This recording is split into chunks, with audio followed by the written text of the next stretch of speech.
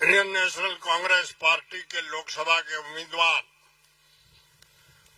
उमेदराम जी, हमारे साथी भाई हेमाराम जी चौधरी साहब, बाड़मेर जिला के कांग्रेस अध्यक्ष जी रूपाराम जी और सभी मंच पे बैठे हुए हमारे साथी हाजरीन भाइयों, बाड़मेर जैसलमेर लोकसभा क्षेत्र में राजस्थान का विरोधी पार्टी में भैरव सिंह से ज्यादा कोई ताकतवर आदमी काबिल नहीं था। वो यहां से हार के गया। तनसिंह राजपूतों में जिसकी अभी तक भी हर साल जयंती मनाते हैं युवा लोग, वो भी बाड़मेर में कांग्रेस पार्टी के उम्मीदवार से हारा। और वो उम्मीदवार कौन था जिसकी आप हर जगह गिला करते हो? वो जात का बढ़िया था, और बढ़िया इस जिले का भी नहीं था, जोधपुर जिले का था, सेठ भी नहीं था। एक हायर सेकेंडरी स्कूल के बच्चे इंग्लिश सब्जेक्ट का प्राइवेट पढ़ाता था। और बाड़मेर में कोई कांग्रेस का उम्मीदवार न मिल रहा था, तब वो नाथुराम जी के पास गए और नाथुराम जी ने उसको बाड़मेर से कांग्रेस की टिकट दिला दी। तो भैरव सिंह हार सकता है, तनसिंह हार सकता है, तो इससे सब छोटे और हल्के आदमी है, अपन क्यों हारते हैं? उसका कारण साफ है, सच्ची लोग नहीं कहते हैं। उस जमाने में जाट, मेघवाड़, मुसलमान कांग्रेस के अपने आप में सीधे वोट मानते थे और 99% वोट कांग्रेस के हक में डालते थे, तब वो जीत के गए। आज वो जमाना आप खुद ने बदल दिया है। अभी विधानसभा चुनाव में हम हारे हैं, हमारे भारतीय जनता पार्टी ने हमको नहीं हराया।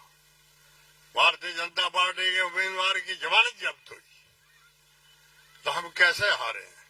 हमको कांग्रेस के लोगों ने हराया, जो अपने आप कांग्रेस के धनी कहलाते हैं। उनका नाम मैं लेना नहीं चाहता हूं। और अभी मैं इतना ही कहना चाहता हूं कि आप कांग्रेस के लोग ईमानदारी से कांग्रेसी हो जाओ, तो ये सीट कांग्रेस को मिलेगी। बीजेपी चाहे आसमान तक जोर लगा दे, कुछ नहीं होगा। और जो विधानसभा में आपने जाति का ग्रुप अलग अलग चलाया धंधा, वो चला, तो अपन हार जाएंगे। अभी भी मैं आपको बात सुनाऊं, राजस्थान पूरे में 40-41 जिला कांग्रेस कमेटी है। जिला कांग्रेस कमेटी का अध्यक्ष कहीं से भी कांग्रेस उम्मीदवार के खिलाफ चुनाव नहीं लड़ा। बाड़मेर जिला अध्यक्ष कांग्रेस का चुनाव लड़ा, और वो आज इस मीटिंग में उसके आदमी एक भी नहीं है, न खुद है। वो कल मीटिंग वो अलग बुला रहा है। तो आप सीधी मान लो यहाँ दो ग्रुप कांग्रेस के हैं, और ये दो ग्रुप आज तक नहीं रहेंगे, अगले 40 सालों तक रहेंगे। 40 साल तक यहाँ से मुसलमान एमएलए नहीं जीतेगा। ये मुसलमान दिमाग से बात निकाल रहे हैं, क्योंकि मुसलमान इस सीट से 22% है। 78% यहाँ के वोटर हिंदू है। मुसलमानों में चाहे छोटा भी एक ग्रुप अलग हो गया, तो हिंदू इतने बेवकूफ नहीं है जो आप मुसलमान को वोट डालें। कोई नहीं डालेगा। मुसलमानों से तो ये सीट चली गई, न मिलेगी। मेरा तो भाई उम्र के लिहाज से भी आगे कोई चुनाव नहीं लड़ना, न लड़ूंगा, और आगे वाले चुनाव तक हम रहेंगे कि न रहेंगे। हमने हमारी उम्र सन 55 से कांग्रेस के सदस्य हैं, और आज तक कांग्रेस पार्टी में रहे हैं, और दूसरी पार्टी में हम एक दिन भी नहीं गए हैं। और आज भी हम चाहते हैं कि हमारा कांग्रेस उम्मीदवार जीत जाए। आज जो आदमी अलग पार्टी बुला रहा है, वो जाटों का आदमी है। चुनाव प्रचार में जगह जगह कहा है कि ये जाटों का है। इसका नाम फतेह खान नहीं है, इसका नाम फतेह राम है। ये अगर नहीं किसी ने कहा है तो मेरे से पूछ लीजिए। तो आपके ये फाताराम 2 ग्रुप खड़ा करेगा और शिव कॉन्स्टिट्यूंसी की हालत अच्छी नहीं रहेगी। मैं आगे आपको इतना कहना चाहता हूं, कांग्रेस पार्टी और भारतीय जनता पार्टी का मुकाबला है। निर्दलीय चाहे कोई भी जीतो चाहे हारो, आखिर बीजेपी है। और यहाँ पर भारतीय जनता पार्टी को हमेशा वोट इकसाई होकर के केवल मुसलमान नहीं देते, बाकी आप सब लोग देते हो, आजमाइश के तौर पे देते हो, अदावती भी देते हो और अपने स्वार्थ के लिए भी देते हो। और आज दुखी भी सबसे ज्यादा इस जरे में, इस देश में मुसलमान है। कांग्रेस का अभिन्न अंग ये जात है और सबसे ज्यादा दुखी ये है। मैं आप सभी से पूछना चाहता हूं, इस जिले में 21 पंचायत समिति है, 17, 21 तहसील है, एक चपरासी मुसलमान है क्या? तो देश आजाद को आज 80 साल हो गए हैं। जिस देश में चपरासी नहीं जिले में बन सकता तो उनकी क्या औकात है? ये तो मुसलमानों की औकात रही है और अब धीरे धीरे थोड़े थोड़े मुसलमानों में पड़े हैं। इसलिए मुसलमान भी विचार करते हैं कि अपना वोट ये खालसा का मानते हैं कि मुसलमानों के लिए कोई दूसरा रास्ता नहीं है, ये जाएंगे कहाँ? और ये तो वोट कांग्रेस को ही देंगे। यार वो काम हुआ चाहे न हुआ परवाह मत करो, दूसरा न राजी करने की कोशिश करो। अब इनमें भी ये रोज चर्चाएं होती है, मेरे पास डेली इनकी बातें आती है। मुसलमानों की हालत हरिजनों से नीची है, चाहे भले कोई माने चाहे न माने। मैं सभी आपसे चाहता हूं, डेमोक्रेसी का अर्थ ही है सबको बराबर रखो, बराबरी में जाति के हिसाब से रखो। हम भी यहाँ 16% है और शेड्यूल कास्ट भी 16% है।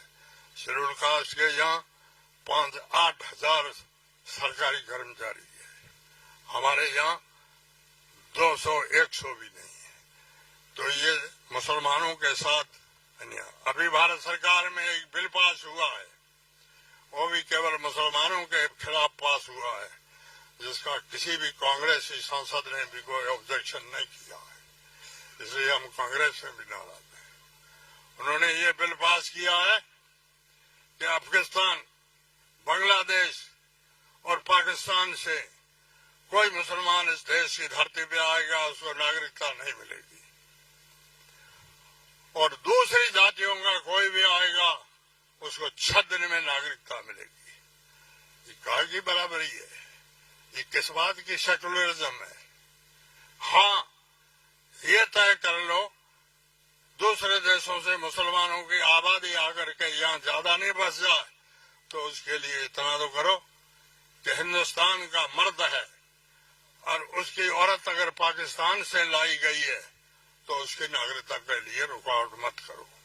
मेरे गांव के पड़ोस में एक बूढ़िया गांव है, उसमें एक आदमी पाकिस्तान से शादी करके आया जिसको 24 साल हुए, उसको अभी तक नागरिकता नहीं मिली है, 4 उसके बच्चे हो गए, अब उसको आकर पाकिस्तान जाना पड़ेगा। कोई आदमी विचार नहीं करता है। तो मुसलमान जी में अपने आप किसी पर सुखी नहीं है, दुखी है। और मैं आप लोगों से इतना ही चाहूंगा, मेरे खिलाफ लगातार वोट 2 जाति देती है, एक तो शेड्यूल कास्ट देती है और एक जाट देते हैं।